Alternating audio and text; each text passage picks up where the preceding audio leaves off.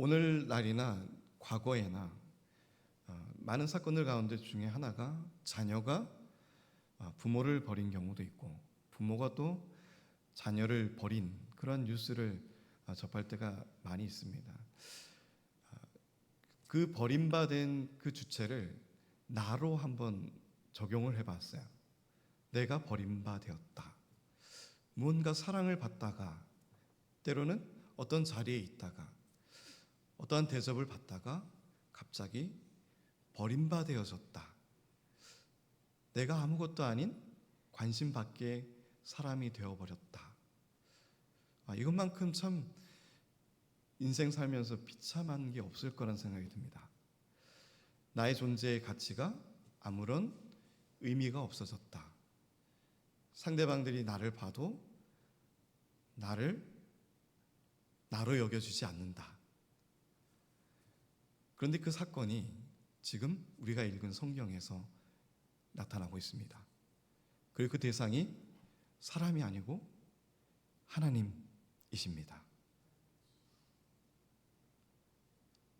애굽 종되었던 땅에서 인도해 내신 진정한 왕 되신 하나님이 가장 가까운 또 사랑을 베풀었던 은혜를 베풀었던 그의 백성들에게 버림바 되었다라고 사람이 얘기한 것이 아니라 하나님이 사무엘에게 말씀하고 있어요.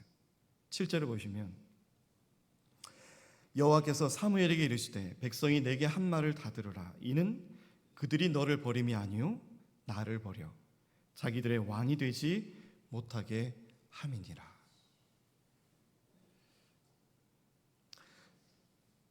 아버지가 자녀를 버려도 그 자녀는 정말 원통하고 비통해하면서 평생을 살아가고 부모에 대해서 원망을 가득하면서 평생을 살아가는 자녀들의 모습을 우리가 볼 수가 있습니다. 그러한 모습을 보면서 우리는 희극화해서 영화를 만들기도 하고 또 드라마를 만들면서 그들의 인생에 걸어온 그 길의 험난한 길을 그리면서 같이 동화되기도 하고 그 아픔을 나누기도 하죠. 더불어 자녀에게 버림받은 부모의 입장에서 그 자녀를 미워하지 못하고 애타게 그들의 관점에서 그들을 이해하려고 하고 끝까지 눈을 감으면서도 그들의 죄를 덮고 이해해주고 사랑해주는 부모의 모습을 우리가 보기도 합니다. 오늘 하나님께서는 우리를 자녀로 삼으신 것에 대해서 기뻐하시는 하나님이 되시길, 하나님이 또 우리를 바라보실 때 그러한 기뻐함이 넘쳤으면 하는 바람이 있습니다. 우리가 하나님을 버림받은, 하나님은 절대 우리를 버리시 아니하시지만 우리는 하나님을 늘 쉽게 버린다라고 하는 거예요. 아버지는 자녀를 버리지 않는데 자녀는 날마다 부모를 버립니다. 자기의 삶을 살면서 자기 인생의 중심에 서면서 또 자기가 세운 왕을 모시면서 가장 중요한 것들을 내버릴 때가 있다고 하는 거예요. 우린 진정 왕 되신 하나님, 우리의 인생의 진정한 왕 되신 하나님을 나의 주인으로 섬기고 나의 왕으로 섬기면서 그의 말씀을 쫓아서 우리는 날마다 걸어가고 있습니까? 오늘 이스라엘 백성들은 그리하지 아니었다는 거예요. 그들이 왕을 세운 근거는 이러한 것이었습니다. 1절에 보시면 사무엘이 늙음에라고 했어요.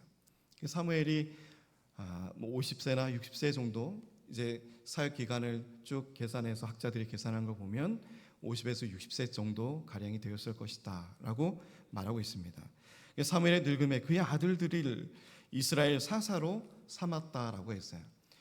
사사기에 나오는 그 지금의 이 사사 시대이기도 하지만 다스리고 재판하는 그 이름이 바로 사사라고 하는 이름이에요. 재판장이라고 하는 이름이 들어가 있는 것입니다. 근데 그 아들들을 2명이 있었는데 그 장자의 이름은 요엘이었다라고 말씀하고 있어요. 그래서 이 요엘의 이름은 여호와는 하나님이시다라고 하는 이름의 뜻입니다. 그리고 두 번째 아들 차자의 이름은 아비야라고 했어요. 이 아비야는 여호와는 아버지입니다라고 하는 뜻이에요. 그러니까 이름으로 봤을 때는 굉장히 거룩하게 영적인 이름으로 자녀를 이름을 지었어요. 사무엘이 이름을 지어줬겠죠. 그 아이가 태어나면서 두 아들 이름을 굉장히 영적인 이름으로 지어줬습니다. 사무엘이 굉장히 영적으로 기도하고 하나님께 기도하는 사람이었다는 것을 우리가 자녀 이름을 살펴보면 알 수가 있어요. 그래서 저도 아이를 낳고 아이들의 이름을 지을 때 태명을 그대로 아이들의 이름을 지어줬습니다. 그래서 아이들이 나중에 장성했을 때 둘째 믿음이 같은 경우에는 저한테 물어볼 거예요. 아빠 왜 힘들게 발음하기 힘든 믿음이라 이름 줬어요? 아마 물어볼 것 같아요. 그래서 그거는 우리 동남교회는 믿음, 소망, 사랑 그리고 온유 다 있는 그런 교회다. 그래서 하나님이 그렇게 아이를 많이 낳게 하시고 우리 교회는 정말 모든 것이 다 있는 교회다라고 말할 수 있도록 하나님이 이렇게 지어준 것이다. 저는 자신 있게 얘기할 수 있습니다.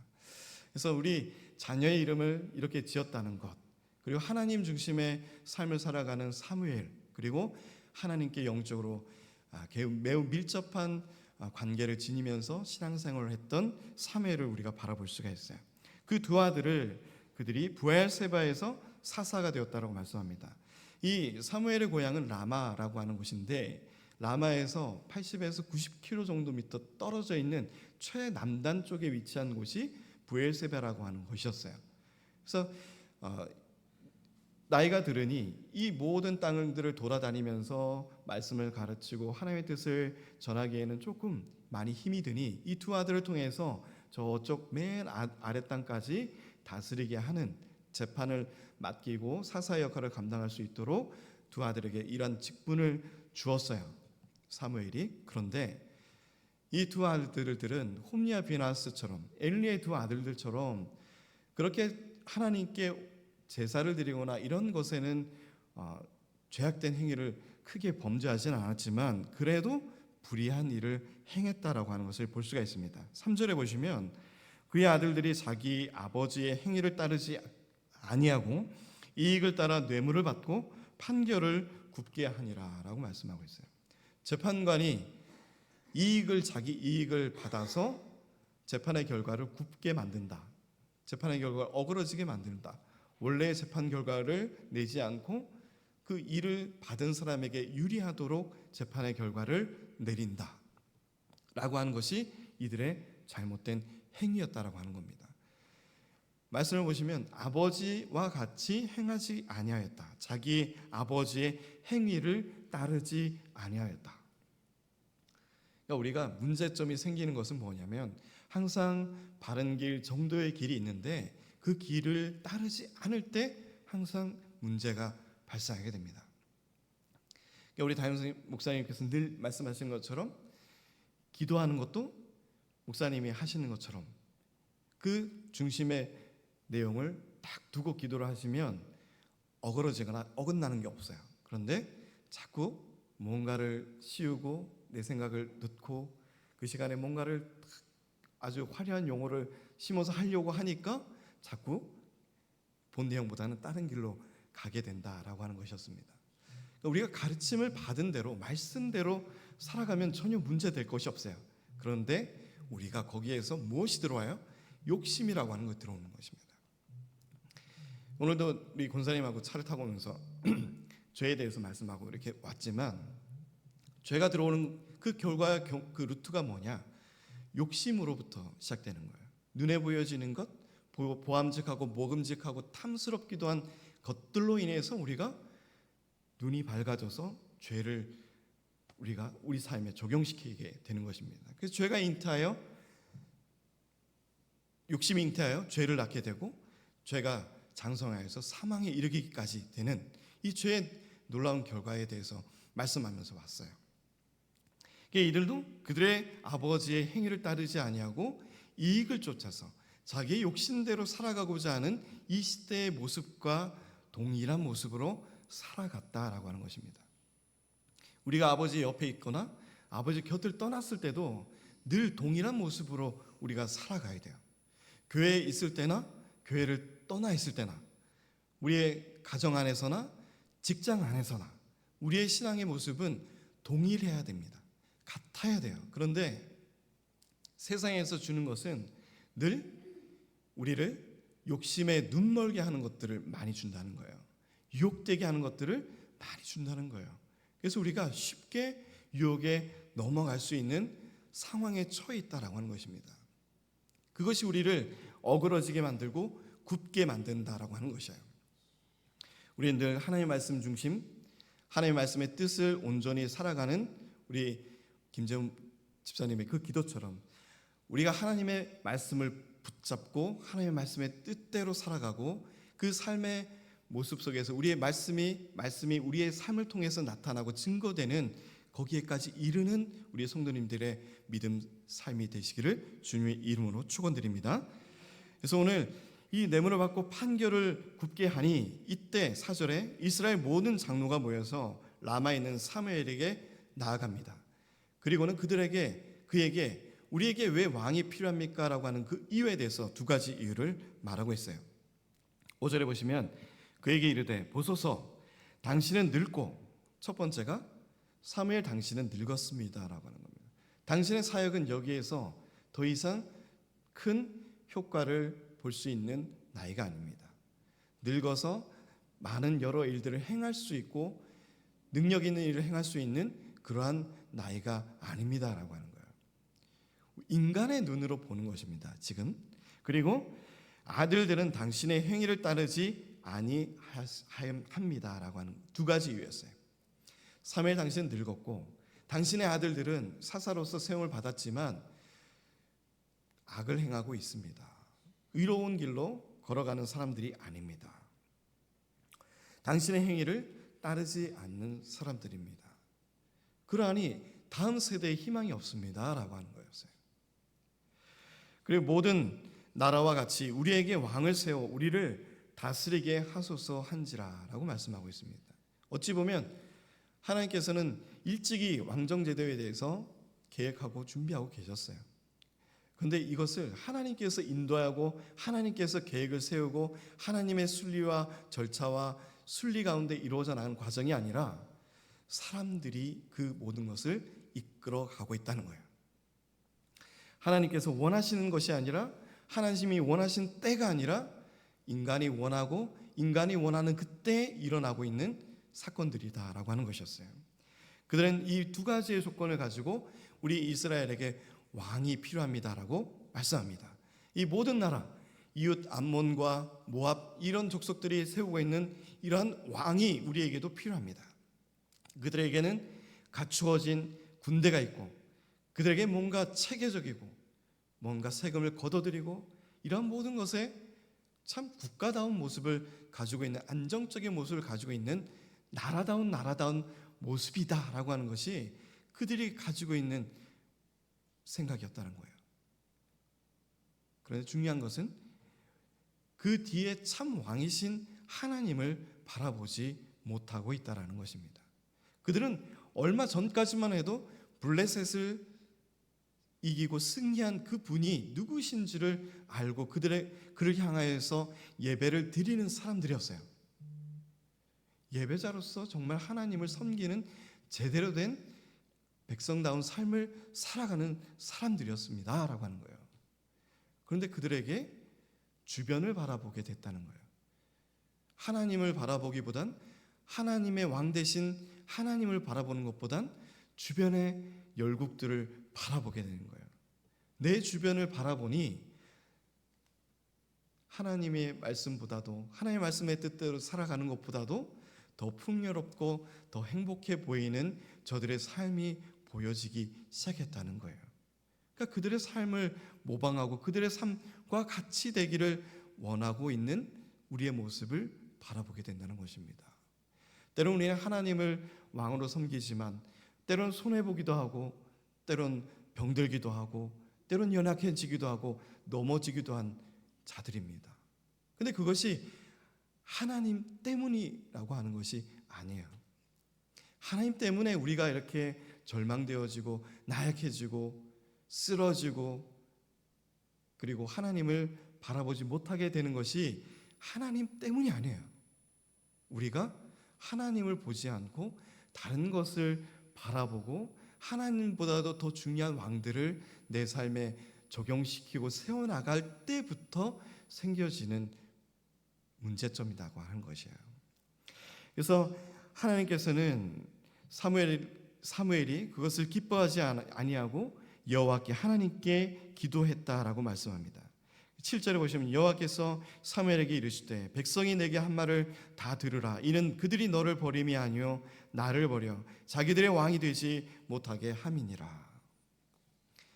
하나님은 우리의 아버지시지만 아버지의 심정으로 자녀에게 이런 말을 할 때 그 아버지의 심정이 어떨까라고 하는 것을 기억해 보았어요. 생각해 보았어요. 마음속에 조금 깊이 새겨 보았어요. 구약에서 벌써 하나님은 버림받으신 하나님이 되셨습니다. 근데 신약에 와서 우리가 또 버린 하나님이 있어요. 그분이 누구신가요? 바로 예수 그리스도이십니다. 누가복음서 17장 25절 우리 말씀을 잠깐 보겠습니다. 누가복음서 17장 25절 말씀입니다.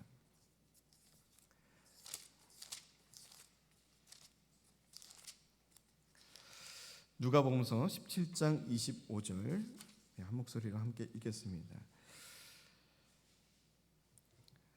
그러나 그가 먼저 많은 고난을 받으며 이 세대에게 버림바 되어야 할지니라. 아멘.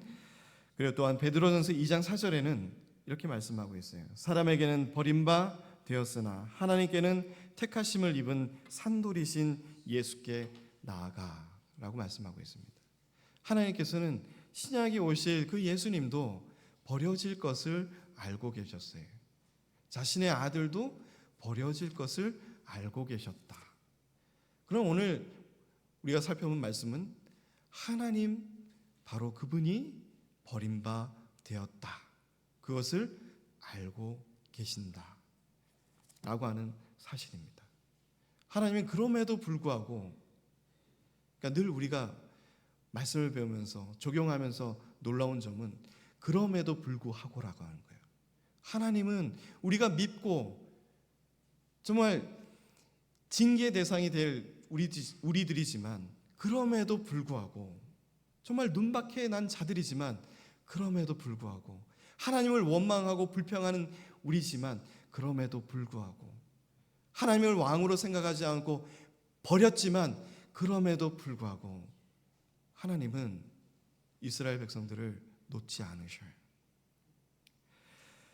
8절을 보시면 내가 그들을 애굽에서 인도하여 낸 날부터 오늘까지 그들이 모든 행사로 나를 버리고 다른 신들을 섬김같이 내게도 그리하는도다. 사무엘아, 너가 그렇게 놀랄 필요가 없어. 그들은 늘 그래왔어 라고 하는 것입니다.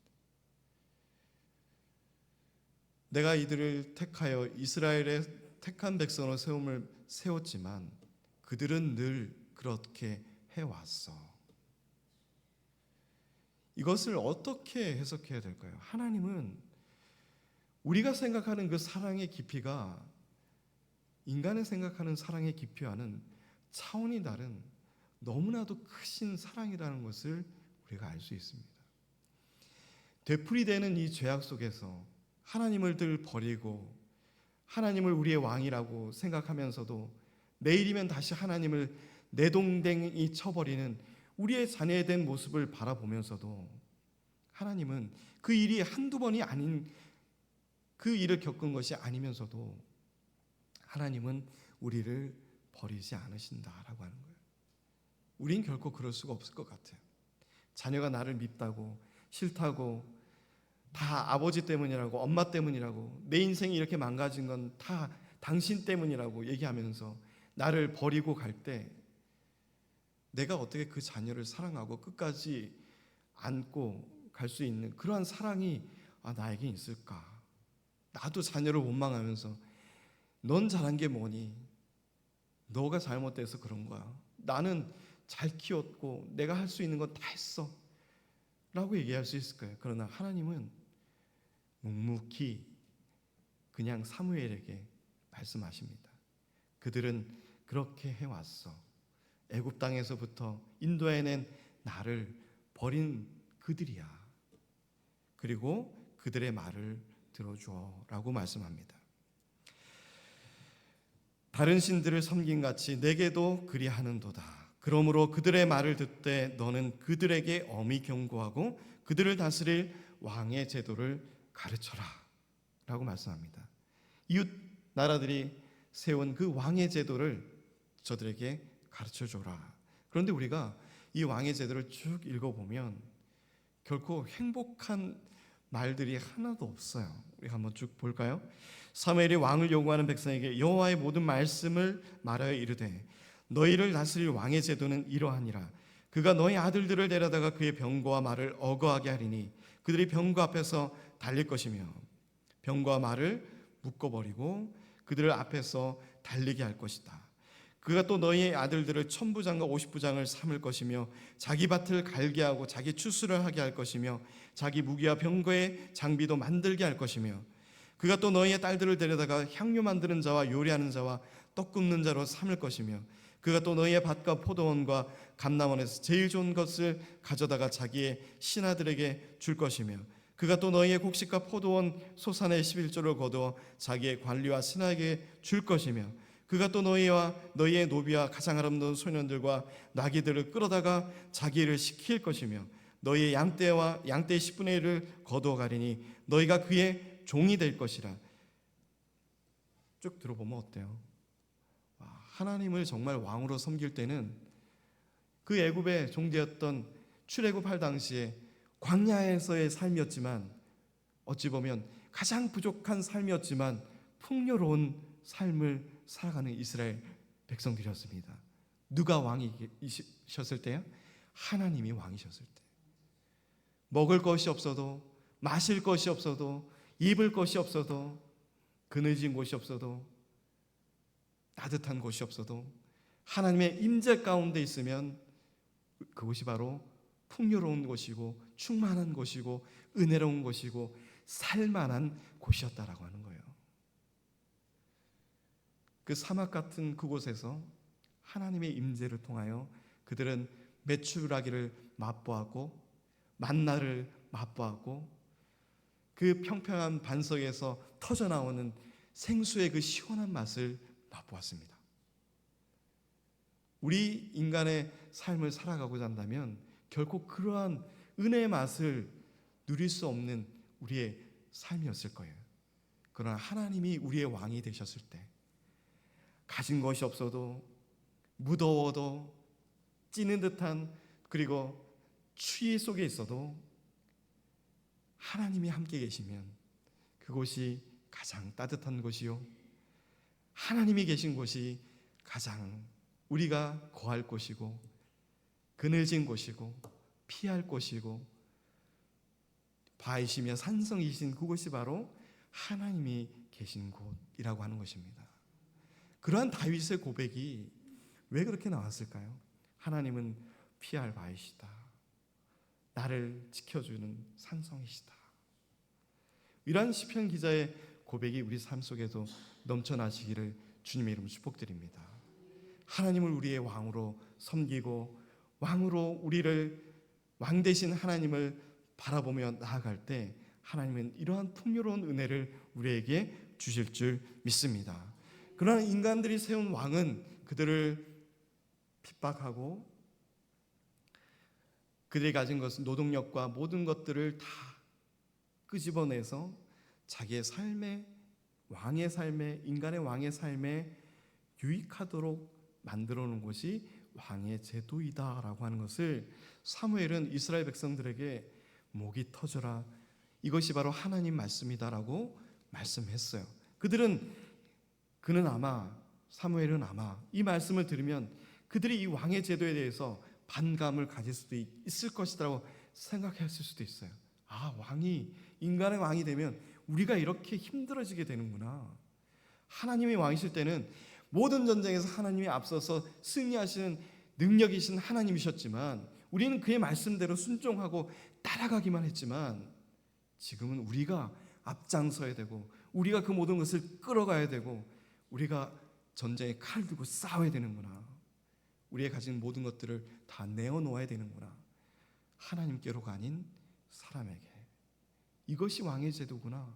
그러면서 돌이키기를 원했을 수도 있어요. 그러나 그들은 그 말을 들어도 철저히 그들의 뜻을 꺾지 아니하였습니다. 너희가 그의 종이 될 것이다 라고 얘기했지만 18절에 그날에 너희는 너희가 택한 왕으로 말미암아 부르짖되 그날에 여호와께서 너에게 응답하지 아니하시리라 라고 그들에게 선포하고 말씀했음에도 불구하고 그들은 19절에 백성이 사무엘의 말 듣기를 거절하여 이르되 아니로소이다. 우리도 우리 왕이 있어야 합니다 라는 것이었습니다. 우리의 고집이 얼마나 크고 거센지는 몰라요. 우리의 뜻을 꺾는 것이 얼마나 어려운, 정말 우린 나쁜 사람들이에요.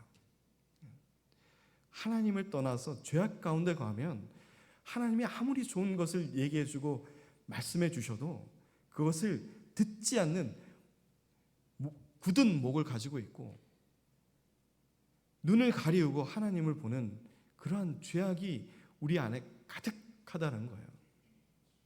왜 우리 자신을 꺾지 못하는가? 하나님이 말씀을 주셔도 왜 나를 꺾지 못하는가? 나의 자아와 나의 생각과 나의 욕심, 내가 가지고 있는 이 모든 것들을 왜 하나님 앞에 내려놓지 못하고 꺾지 못하는가? 왜 우리는 이렇게 고든 사람들인가? 하나님 앞에 무엇이 이렇게 떳떳한 사람들인가? 우리는 하나님 앞에 부끄러이 고개를 들지 못하고 자복하며 회개하며 엎드려지며 통회하며 울부짖으며 하나님 앞에 나의 죄를 구하며 엎드려져야 될 자들임에도 불구하고 우리는 하나님 앞에 지금 우리의 왕을 우리는 가져야 됩니다. 사람의 왕을 세워야 됩니다. 하나님 앞에 떳떳하게 목을 세우고 외치는 이들을 바라볼 수가 있습니다. 그들이 택한 왕으로 말미암아 그들은 부르짖게 될 것이고 그날에는 하나님께서는 너에게 응답하지도 않을 것이다. 너의 부르짖음을 들어도 하나님께서 대답을 하지 않을 것이다. 이것이 가장 큰 경고임에도 불구하고 그들은 그의 말을 거절했다는 거예요. 사무엘이 백성의 말을 다 듣고 여호와께 아뢰매 21절 여호와께서 사무엘에게 이르시되 그들의 말을 들어 왕을 세우라 하시니 사무엘이 이스라엘 사람들에게 이르되 너희는 각기 성읍으로 돌아가라 하니라. 하나님은 저들에게 심판을 내린 것이 아니라 그들이 원하는 것을 허락하셨습니다. 그것도 하나님의 놀라운 경륜 안에서 일어나는 사건들이에요. 하나님은 우리의 연약함을 아시고 우리를 너무나도 잘 아시는 분입니다. 우리의 완악함도 아시고 그것을 어떻게 꺾고 어떻게 다시금 제자리로 돌려내실 줄도 아시는 분이 우리 하나님이세요. 이 모든 일련의 과정 가운데 속에서도 하나님은 그의 선하신 뜻을 이루어 나가시는 것을 볼 수가 있습니다. 그 이스라엘 백성들을 원망하고 징계하고 벌을 주는 것이 아니라 하나님은 저들을 각자의 인생의 길로 다시금 돌아가게 하셨어요. 그리고 앞으로 올 왕의 제도를 하나님께서는 허락하시고 그 모든 뜻 안에서 다시금 하나님은 놀라운 계획들을 세워나가시는 것을 그 이후부터 우리가 또 살펴볼 수가 있습니다. 우리는 하나님을 날마다 거절하고 있어요. 하나님의 음성을 듣고도 거절하고 있어요. 하나님의 뜻이 이것이 아님에도 불구하고 우리는 그의 뜻보다도 내가 세운 왕의 뜻대로 살아가고자 하는 이 욕심이 우리에게 가득한 줄 믿습니다. 그러나 이것을 이 시간부터라도 우리는 하나님의 음성을 듣기를 원하고 하나님의 뜻이 무엇인지를 원하고 하나님의 우리의 인생의 진정 왕이 되셨을 때 오는 그 놀라운 기쁨과 참 평안을 다시금 회복하고 하나님이 나의 주인이시고 내 인생의 길라잡이인 것을 아시고 하나님의 음성에 귀를 세밀한 그 음성에 귀를 기울이시고 나아갈 수 있는 우리 모두가 되시기를 주님의 이름으로 축원드립니다.